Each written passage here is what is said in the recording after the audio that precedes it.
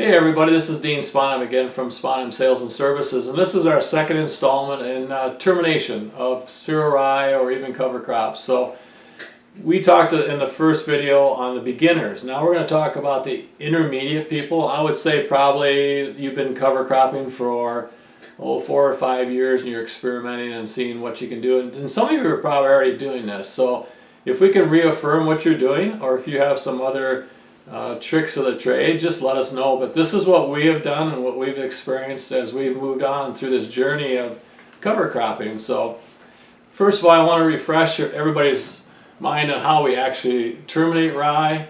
And what we're going to talk about here is we're going to be probably letting that rye grow right up to planting time. And I'm talking corn and soybeans. And in doing that, we found that planting into that green rye is really an advantage. A couple different things. One is if it's a wet spring, the rye continues to draw up moisture and take it away from the soil and actually dry it out. I will caution you that it does not look dry. I get a funny look at some people, especially younger people, when I say you don't see the ground grain off.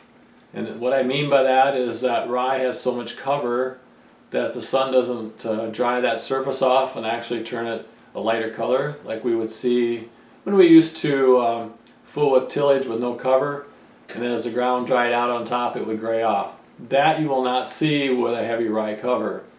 But if you really would dig into that rye, and we saw that a number of times before we realized that even though it was still really black, the ground didn't have a lot of moisture, so it's still doing its job and it's not wet. That's why we like to go until it's green and plant into it. Now, we need to be cautious though at this time that we make sure we talk about, and Josh talked about in our first video, about fertility. We need to make sure we upfront load some nitrogen at that point in time and band it, especially with a planter or a sprayer at the time of planting.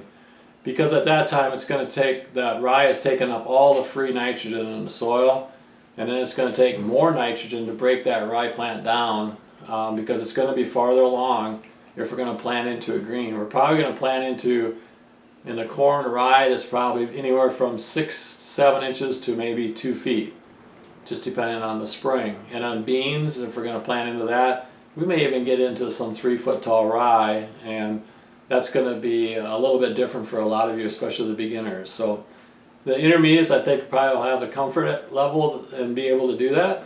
But just remember the basics. Remember that we have to have our daytime temperatures over at least 60 and our nighttime temperatures above 40.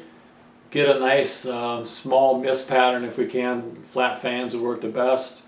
We're going to be running into a little more situation of drift at this point in time if we're planting green and then terminating the day before or day after we plant. That's going to cause, there might be some other crops, sensitive crops up in the fields at that time, so please keep that in mind. You'll see some pictures of our sprayer. We do have a hooded sprayer that really controls the drift and does a nice job of terminating rye.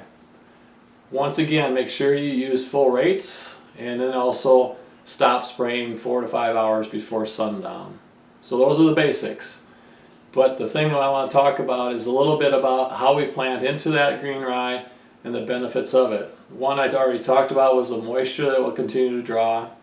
I have been getting a lot of questions since we had a dry end of last year, and they're talking dry this spring. Will that rye take too much moisture out of the ground if we let it continue to grow and then plant into it?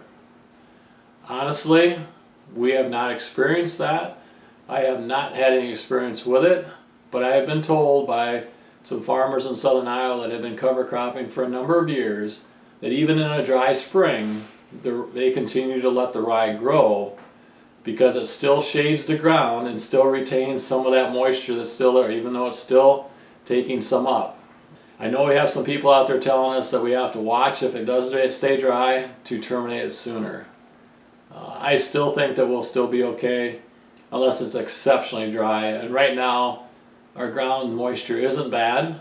We started stripping the other day, strip tilling, and we found plenty of moisture down below, so it's still looking good and moist.